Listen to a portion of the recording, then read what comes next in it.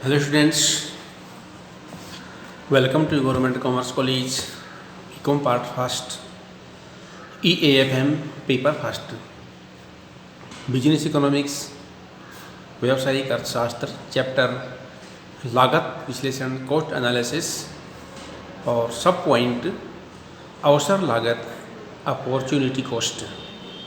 अवसर लागत एक ऐसा चैप्टर है, टॉपिक है जो बहुत ही आसान है, लेकिन अगर थोड़ा सा ध्यान नहीं दिया जाए तो बहुत कठिन भी होता है।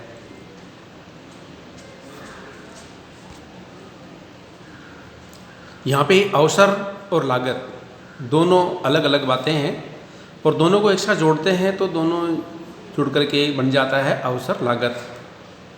अवसर का तात्पर्य है कि हमारे पास में कोई ऐसा इवेंट या कोई ऐसा समय जिसका हम फ़ायदा उठा सकते हैं। लागत तो लागत वो होती है जो इस समय जो उत्पादन होता है उस उत्पादन के लिए हमारी लागत में क्या अंतर आता है। यहाँ पर अवसर लागत की अवधारणा इस तथ्य पर आधारित है कि उत्पादन के साधन सीमित होते हैं और प्रत्येक साधन के वैकल्पिक प्रयोग संभव होते हैं। जब किसी विशिष्ट साधन को एक विशिष्ट वस्तु का उत्पादन करने के लिए प्रयोग किया जाता है तो वह साधन किसी अन्य वस्तु के उत्पादन में प्रयोग किए जाने का अवसर खो देता है। इस प्रकार वह लागत जो उत्पादन के एक विशेष साधन को उसके वर्तमान प्रयोग में बने रहने के लिए प्रेरित करती है, अवसर लागत कहलाती है। या फिर ये कहा जा सकता है कि किसी साधन या साधनों की अवसर लागत उस अन्य वस्तु अथवा वस्तुओं का त्याग है जो उन्हीं साधनों की सहायता से उत्पादित की जा सकती है।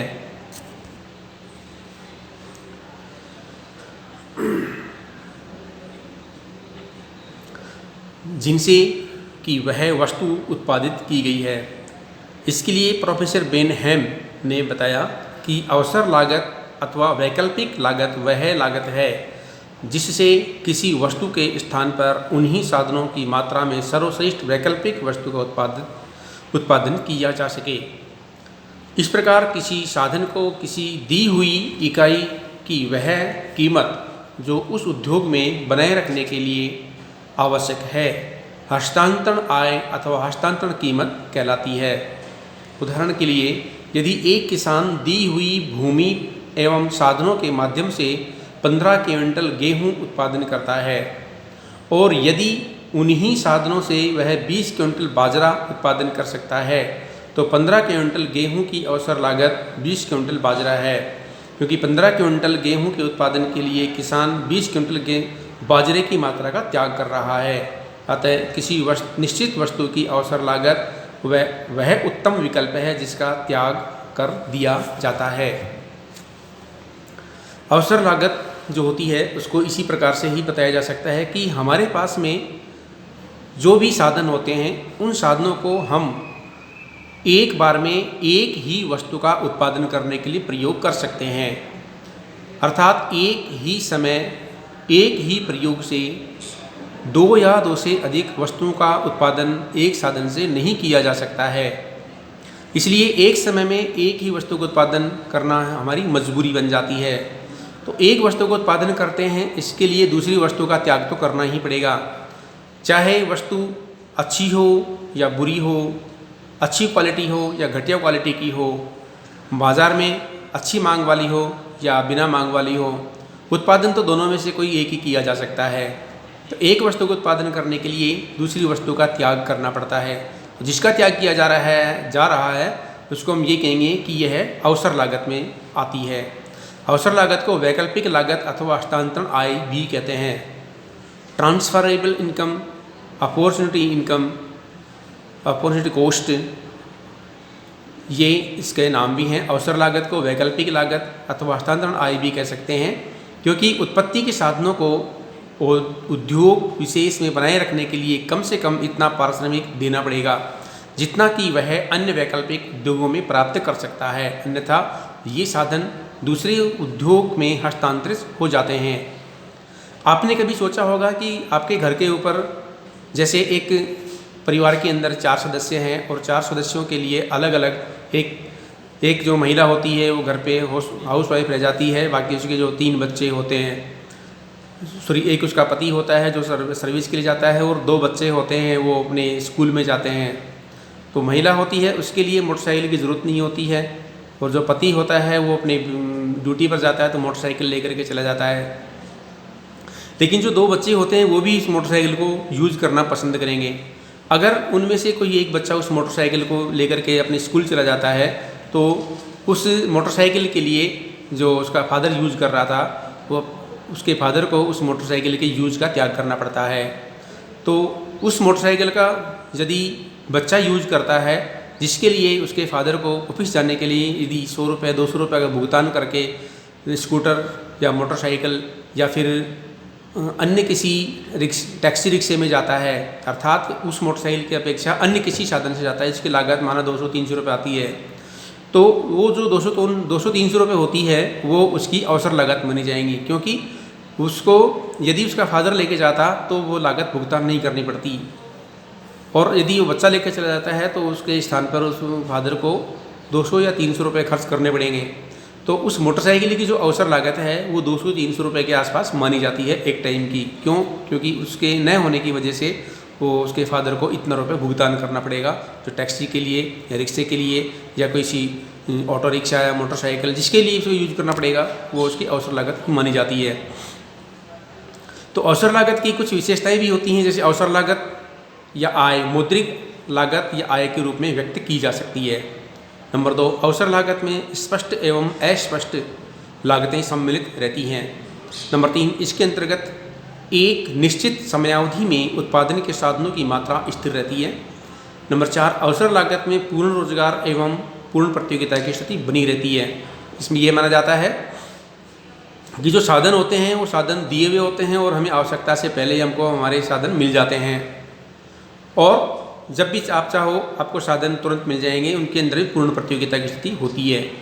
नंबर 5, यह अवधारणा सभी प्रकार के उद्योगों में एवं उत्पादन के सभी साधनों पर लागू होती है। तो यहाँ पर यह भी माना जाता है कि जो हमारे साधन होते हैं, साधन बाजार और वस्तु बाजार दोनों में ही पूर्ण प्रतियोगिता की स्थिति होती है। नंबर 6, अवसर लागत विशिष्टता दर पर निर्भर करती है। जो साधन जितना अधिक विशिष्ट होगा उसकी अवसर लागत उतनी ही कम होगी। यदि किसी साधन का एक ही प्रयोग संभव है, अर्थात वह पूर्णतया विशिष्ट है, तो उसके दूसरे प्रयोग के अभाव में उस साधन की अवसर लागत शून्य हो जाती है। जैसे यदि कोई टीचर होता है और टीचर को सिर्फ पढ़ाना ही आता है, बल्कि मजदूरी करना नहीं आता, खेती करना नहीं आता, किसी उद्योग में मजदूरी करना नहीं आता, तो उस टीचर की जो सेवाएं हैं वो सिर्फ एक टीचिंग प्रोफेशनल ही रह जाएगा, और टीचिंग प्रोफेशनल जो होता है उसकी कोई दूसरी अवसर लागत नहीं होती है, तो अपने आप में शून्य मानी जाती है। नंबर 7, यह माना जाता है कि अवसर लागत में केवल 2 ही वस्तुओं X एवं Y का उत्पादन हो रहा है। जैसे एक वस्तु का उत्पादन X एवं Y वस्तु का उत्पादन होगा, ये माना जाता है। अवसर लागत की सभी इकाइयाँ समरूप होती हैं। इसकी जो इकाइयाँ हैं, जैसे अगर यदि साधन के रूप में मानते हैं तो वो भी समरूप मानेंगे, यदि वस्तु के रूप में मानते हैं तो वो भी साधन मानेंगे, यदि मेटल के रूप मानेंगे तो भी साधन मान देंगे, समान मानेंगे। अवसर लागत की अवधारणा के महत्व को हम इस प्रकार भी बताया जा सकता है कि इसका भी एक बहुत बड़ा अपने आप महत्व होता है। तो अवसर लागत इस बात को बताने में सहायक होती है कि उत्पादन के साधनों को एक प्रयोग में कम से कम इतना अवश्य मिलना चाहिए जितना कि उसे वैकल्पिक प्रयोगों में मिल सकता है। इस प्रकार मूल्य प्रक्रिया द्वारा साधनों का प्रतियोगी मूल्यों में उपयोगों में वितरण हो जाता है। जैसे आपने कभी एहसास किया होगा कि इक्विटी शेयर होल्डर्स होते हैं, उनको ये अनिवार्यता या बाध्यता नहीं होती कंपनी के ऊपर कि कंपनी उन्हें डिविडेंड प्रदान करेगी, लेकिन फिर भी जो इक्विटी शेयर होल्डर्स हैं वो यह अपेक्षा करते हैं कि मुझे अमुक कंपनी से जिसमें इक्विटी शेयर में इन्वेस्टमेंट किया जाता है वहाँ से इतना कम से कम इतना रुपए तो डिविडेंड प्राप्त होने की संभावना है या आशा है, और उसी आशा के ऊपर वो इन्वेस्टमेंट करते हैं। तो जिस रुपए की वो आशा करते हैं वही उसके अंदर अवसर लागत मानी जाती है। नंबर 2, यह अवधारणा लागत में परिवर्तन के कारणों पर प्रकाश डालती है। लागत में परिवर्तन के कारणों पर प्रकाश डालती है, अर्थात इससे यह स्पष्ट होता है कि किसी उद्योग में उत्पादन की मात्रा में परिवर्तन होने पर लागत में किस सीमा तक और क्यों परिवर्तन होता है। नंबर 3, लागत को ज्ञात करने के लिए साधन की अवसर लागत की मदद ली जाती है।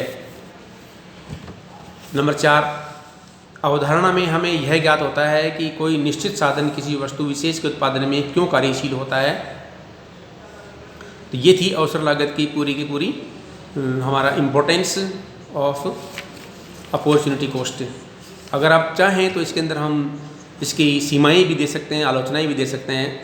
तो कुछ इसकी 5 आलोचनाएं भी हम इस प्रकार दे सकते हैं। जैसे नंबर 1, अवसर लागत अवधारणा विशिष्ट साधनों के संकेंद्रण में लागू नहीं होती है। विशिष्ट साधन ऐसे होते हैं जो सिर्फ एक ही प्रयोग में लाए जा सकते हैं, वो दूसरे प्रयोग में नहीं लाए जा सकते हैं। अवसर लागत उन्हीं को डिपेंड करती है जो साधन 2 या 2 से अधिक साधनों उत्पादों में प्रयोग ली जा सकती है। नंबर 2, यह पूर्ण प्रतियोगिता की मिथ्या मान्यताओं पर आधारित होती है, जबकि वास्तविक जगत में अपूर्ण प्रतियोगिता मिलती है। ये कभी हुआ करता था पहले जब पूर्ण प्रतियोगिता की पोजीशन हो जाया करती थी, लेकिन वर्तमान में कहीं पर भी किसी भी स्थान पर आपको परफेक्ट कंपटीशन फैसिलिटी नहीं मिलेगी, जबकि वहाँ पर वास्तविक बात तो ये है कि अपूर्ण प्रतियोगिता आपको अवश्य मिल सकती है। नंबर 3, यह अवधारणा इस मान्यता पर आधारित है कि उत्पादन के साधन विशेष के लिए कोई विशेष रुचि या पसंदगी नहीं रखते हैं। व्यवहार में साधनों की अपनी विशिष्ट रुचि होती है जो इसके मापने में भी कठिनाई उत्पन्न करती है। नंबर 4, अवसर लागत की अवधारणा के एक साधन की सभी इकाइयों को समरूप मानती है, जो कि ठीक नहीं है, क्योंकि सभी साधन अपने आप में समरूप नहीं होते हैं। किसी में किसी प्रकार से कोई डिफरेंस तो होता ही है, और उसी के आधार पर उसके जो रेम्यूनरेशन होता है उसको डिसाइडेड किया जाता है। तो इसके लिए कह सकते हैं कि अवसर लागत के लिए जो भी साधन प्रयोग में लाए जाते हैं उसको सभी जगह एक साधन एक ही परफॉर्मेंस करे, ये संभव नहीं होता है। धन्यवाद।